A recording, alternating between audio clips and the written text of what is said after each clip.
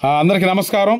ఈరోజు రెండవ భాగం ప్రకృతి వ్యవసాయం, సివిఆర్ మెథడ్ వరి సాగు, హర్షత్ విహార అనుభవాలు.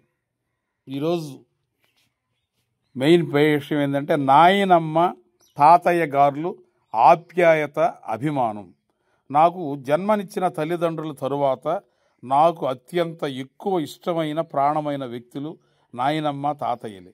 శ్రీ వేటగిరి రమణయ్య గారు, శ్రీమతి వేటగిరి సుశీలమ్మ గారు. నాకు ఊహ తెలిసిన నాటి నుండి వాళ్ళని గమనిస్తూ పెరిగిన వాడిని. నేను వరి సాగు ఊపిరిగా ప్రాణంగా పెట్టి సాగు చేసేవారు. నాలో తెలియకుండానే ఆ జీన్స్ వృత్తి పట్ల గౌరవం పెరిగింది. చిన్ననాటి నుండి ఈటీవీలో అన్నదాత, వ్యవసాయ రంగం గురించి వచ్చే మాస పత్రికలు, వార పత్రికలు చూసి చదువుతూ పెరిగిన వాడిని. ఇప్పుడు అదే వ్యవసాయ రంగంలో కొత్తదనం సివిఆర్ పద్ధతిలో వరి సాగు చేయడం, వాళ్ళ కళ్ళల్లో ఆనందం చూడడం నాకు చాలా సంతోషాన్ని ఇచ్చింది. 10 మందికి ఆహారం, జీవనోపాధి, 10 మందికి మంచి ఆహారం అందిస్తున్న, జీవనం సాగిస్తున్న నాకు మా నాయనమ్మ తాతయ్య గారులే ఆదర్శం. ఇట్లు మీ మనవడు ప్రకృతి రత్న హర్షత్ విహార్. తర్వాత ఈ పుస్తకంలోకి ఎంటర్ అయ్యేటప్పుడు మెయిన్ విషయంలో ముందు మాట, ఈ పుస్తకం నేను రచించడానికి ప్రధాన ఉద్దేశం ఏమిటంటే, మాది రైతు కుటుంబం.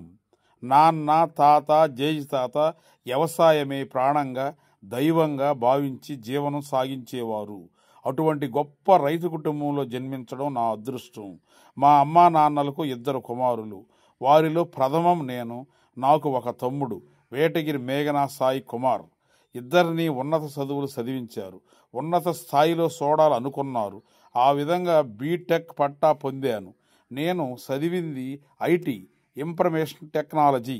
ఫస్ట్ క్లాసులో పాస్ అయినాను. విదేశాలలో ఉద్యోగం చేయవలసిన నేను వ్యవసాయ రంగంలో ఎన్నో ఆటుపోటులు, కష్ట నష్టాలు, రేయింబౌళ్ళు పనిచేసిన ఫలితం దక్కని జీవితాలు, ఆ జీవితాల్లో ఎలుగులు నింపాలని సంకల్పంతో యువ రైతుగా సివిఆర్ పద్ధతిలో ప్రకృతి వ్యవసాయం, వరి సాగుకి నాంది పలికాను. ఒక ప్రకృతి రత్నగా నిలిచి 10 మందికి జీవనోపాధి కల్పిస్తూ, 10 మందికి మంచి ఆహారం అందిస్తూ ముందుకు సాగుతున్నాను. ఇట్లు మీ ప్రకృతి రత్న హర్షత్ విహార్, యువ రైతు, రచయిత. ఈ సివిఆర్ మెథడ్లో అనుసరించి నేను పండించిన రైస్ని బ్యాగ్ ఇలా రూపంలో ఆర్డర్ ఇచ్చి వారికి పంపించడం జరుగుతుంది. రైస్ బ్యాగ్ నమూనా ఇది. తరువాయి భాగం రేపు ఉదయం